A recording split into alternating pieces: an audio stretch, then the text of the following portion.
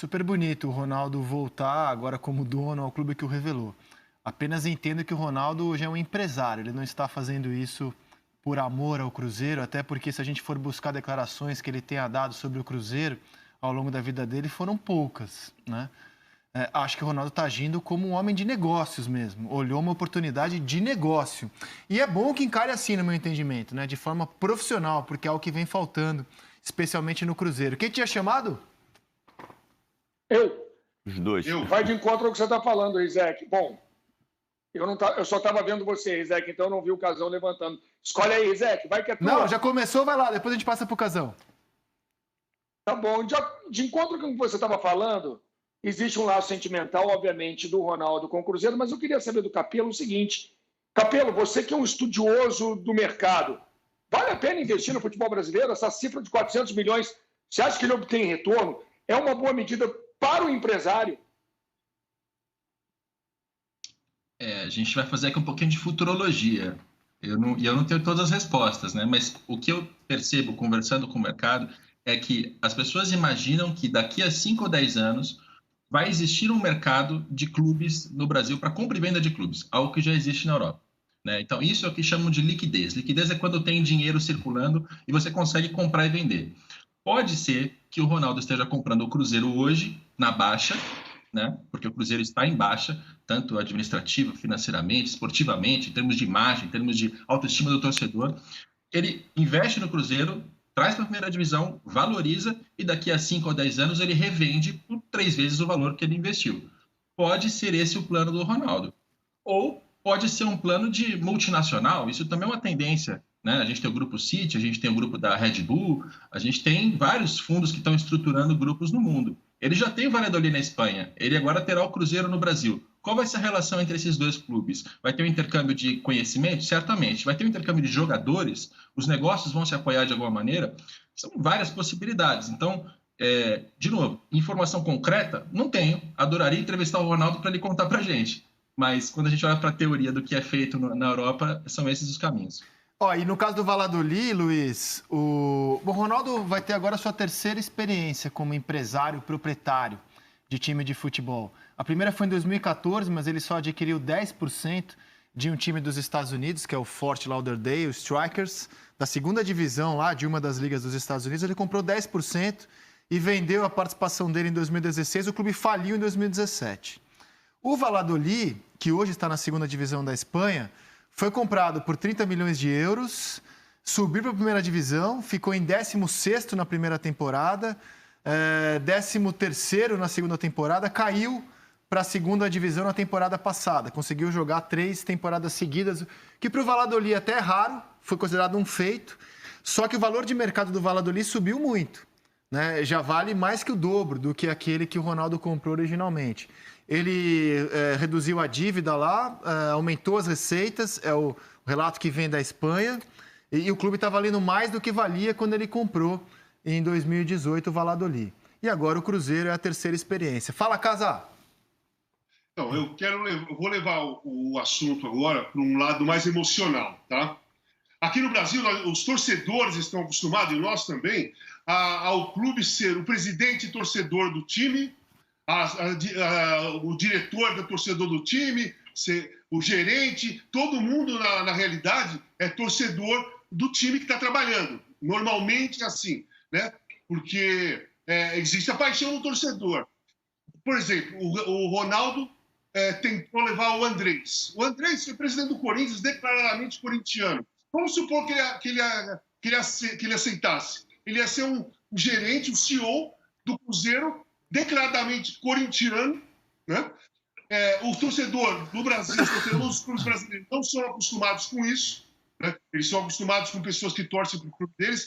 Um erro qualquer para cair em cima do cara que é declaradamente torcedor de outro time que está trabalhando no outro, inclusive de cidades completamente diferentes, é muito grande. Então eu vejo uma dificuldade ainda muito grande, que vai ter uma dificuldade muito grande ainda, da relação emocional de torcedor com o clube, dos associados com o clube, relacionado a pessoas que talvez vão trabalhar no futebol e que declaradamente são torcedores de outros times, até rivais, né? Até rivais. O Corinthians disputou final de Copa do Brasil com o Cruzeiro, enfim. Então eu vejo uma dificuldade aí, porque está todo mundo pensando só no investimento, na compra, como vai ser, vai resolver, vai pagar dívida, tal, vai ser presidente, vai ser dono, vai colocar um pessoal dele, vai ter pessoal do clube, tal, mas estão deixando de lado o lado emocional, o lado da paixão do torcedor pelo seu clube e a aceitação do torcedor em ver pessoas que torcem para outros clubes declaradamente trabalhando para eles.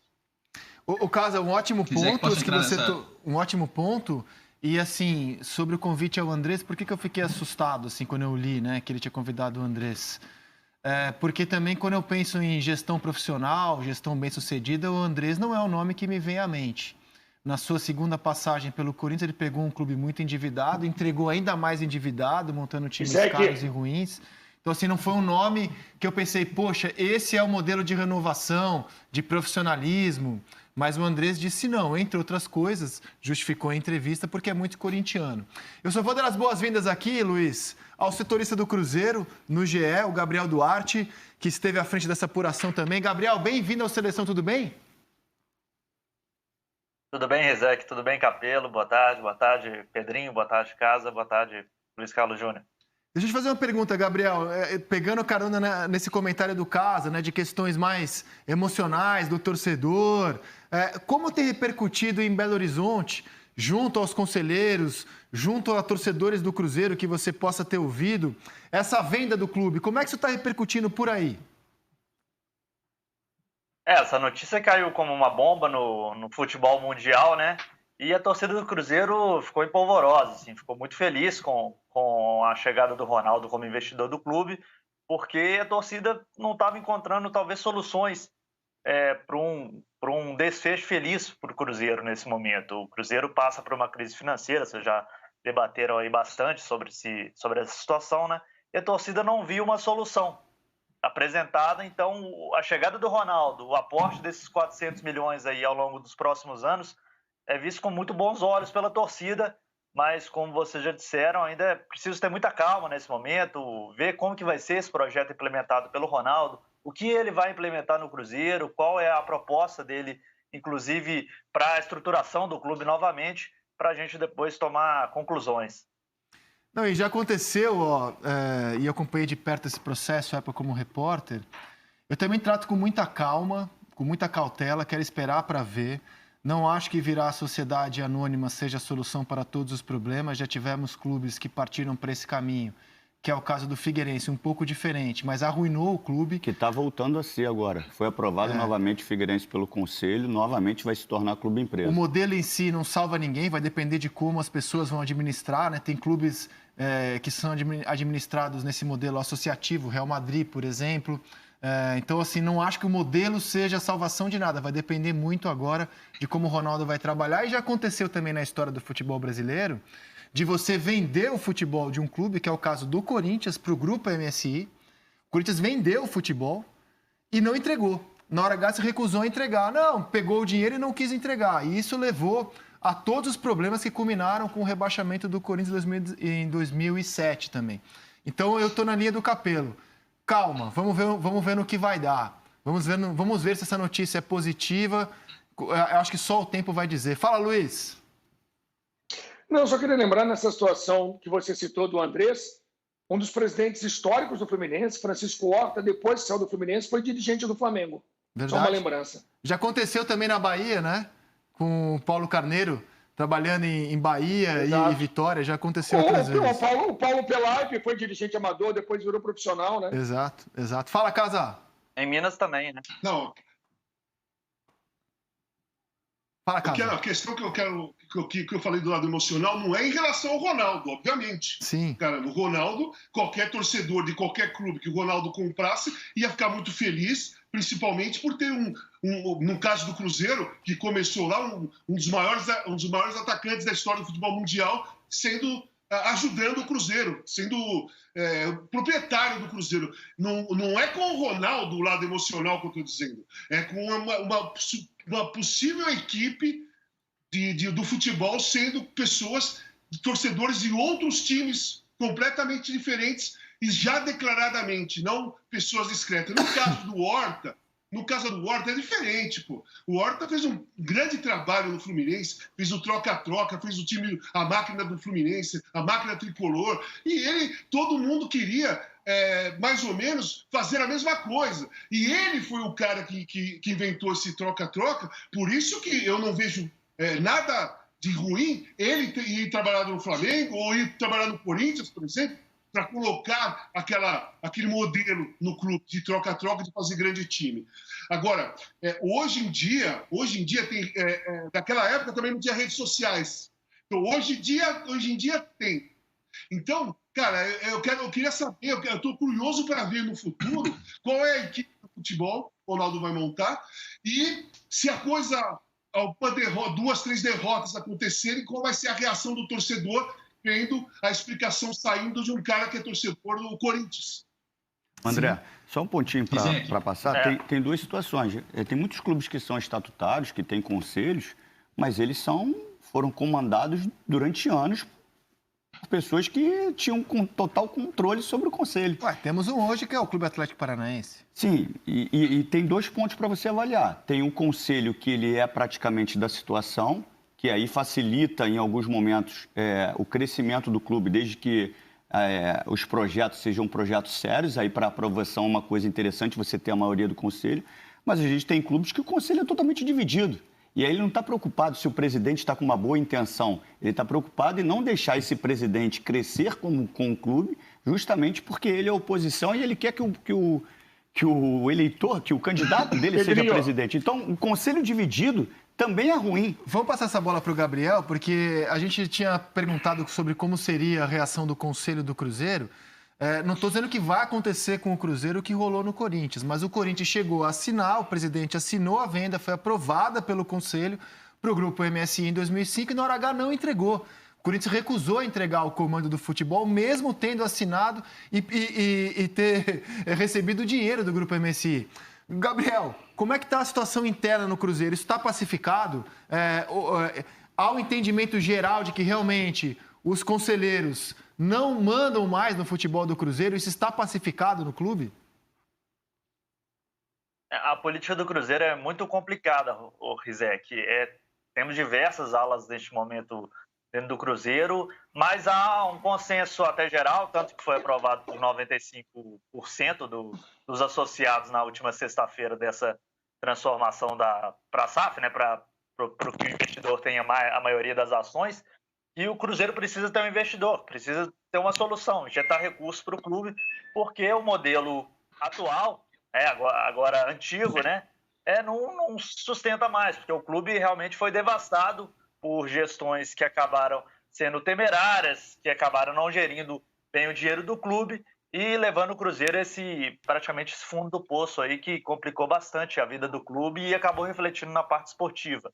Então, nesse momento, o Ronaldo virando investidor, o clube passa a ser, o futebol, né, do clube passa a ser gerido por ele e ele vai trazer nomes de confiança dele. Hoje o Ronaldo tem até uma reunião em São Paulo para começar a definir essas situações. Ele vai trazer nomes aí, um dos nomes até levantados nos bastidores do clube é o Paulo André, ex-zagueiro, que atuou pelo Cruzeiro, inclusive, em 2005, jogou no Corinthians também. Ele trabalha no Valladolid, clube do Ronaldo lá na Espanha. É um dos nomes aí levantados para cuidar desse futebol, junto com o Luxemburgo e também o Alexandre Matos, né, que tá encaminhado ao acerto com ele com o Cruzeiro. Paulo André, que já tem uma experiência nessa função de gestão no Clube Atlético Paranaense, inclusive na gestão direta ali do futebol. E você tinha chamado aqui enquanto eu falava, o que você ia informar? Não, vocês estavam falando de dirigentes que trabalharam em clubes rivais.